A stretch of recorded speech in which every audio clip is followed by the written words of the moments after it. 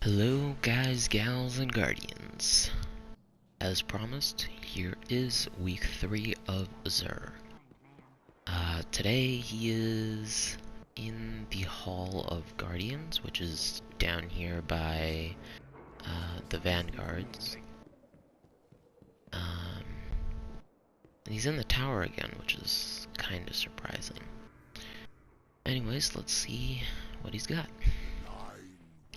Starting from the bottom, he's got 1 exotic shard for 7 strange coins, 2 motes of light for, or 1 mode of light for 2 strange coins, your plasma drive for 23 strange coins, emerald coil for 23 strange coins, 1 heavy ammo, or sorry, 3 heavy ammo packs for 1 strange coin, 10 heavy ammo packs for 3 strange coins, 5 3 of coins for 7 strange coins, and 3 glass needles for 3 strange coins, 3 motes of light, and 1 exotic shard.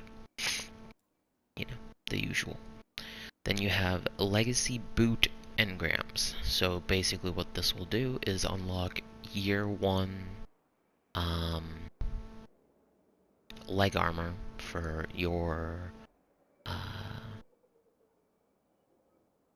what's it called? The little board in this room. What's it called? Let's go find out.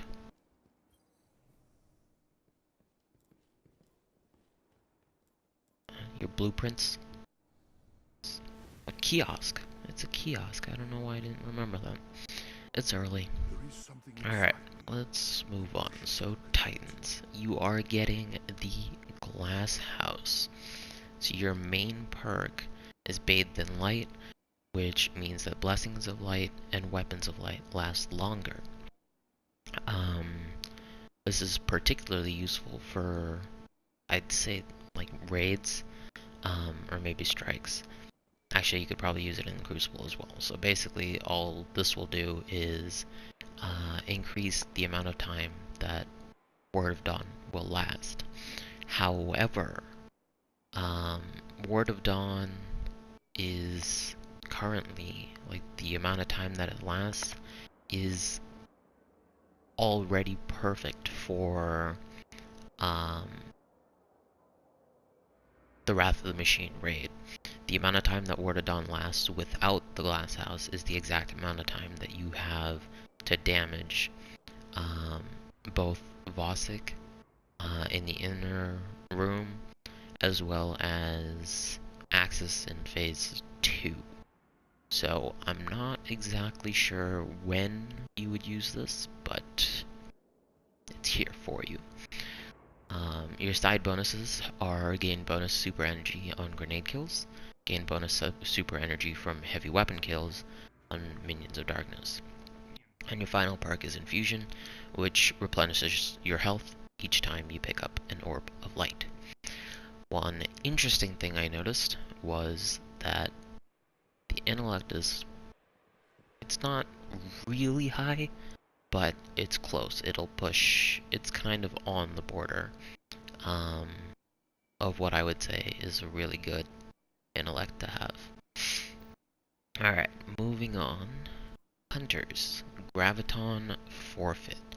This is probably your best option for a PvP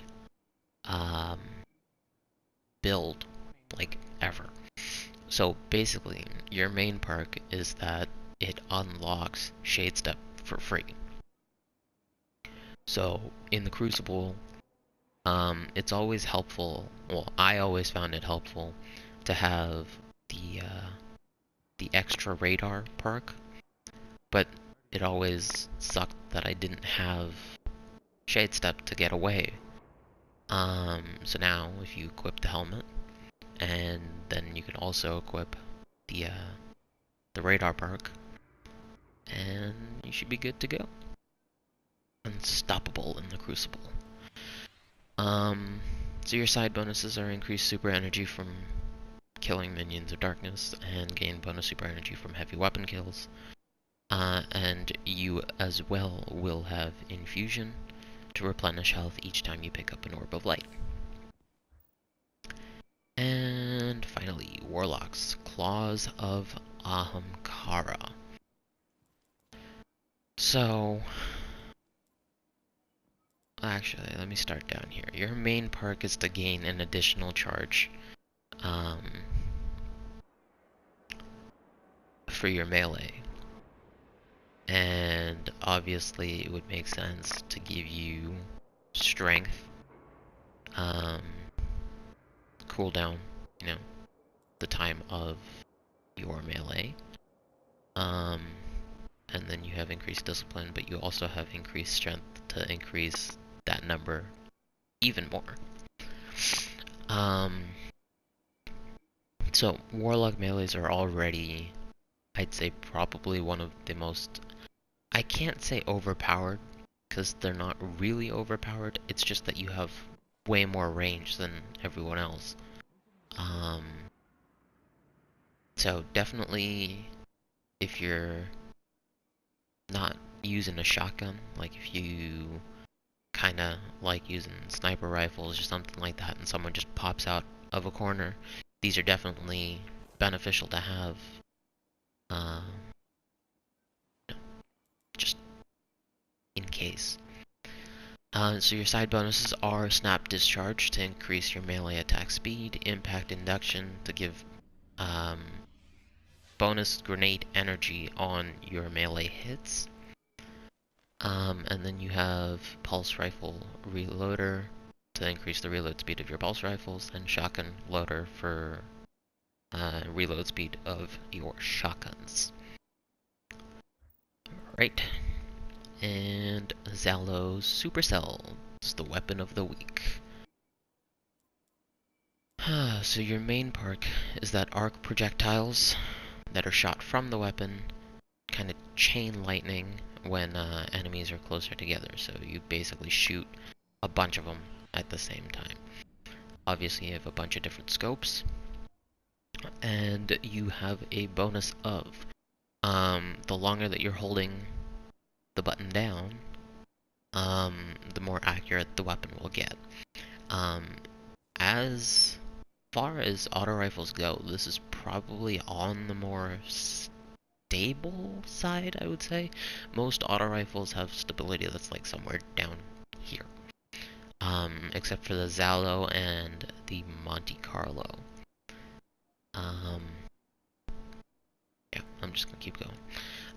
So your other bonuses are improved range and accuracy, increased range but slower reload, increased stability, reduced magazine size, and your main perk is Bolts from the Blue.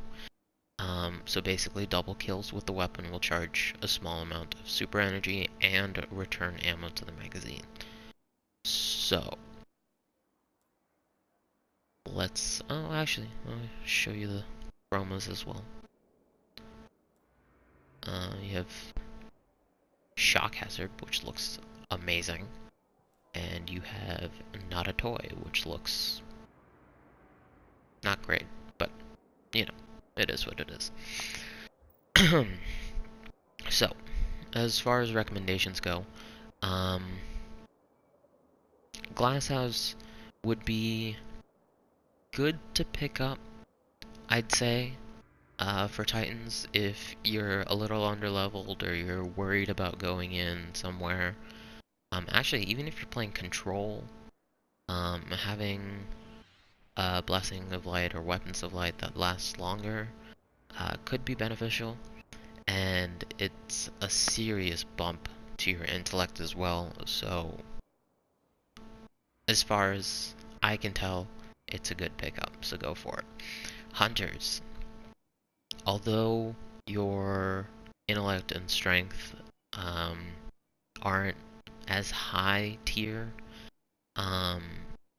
Graviton Forfeit is definitely an exotic to look for. I know, I think it was last week I said no hunter should ever use anything but Bones of AO for their exotic slot, but for PvP I would definitely recommend the Graviton Forfeit. Whether you should buy this one per se.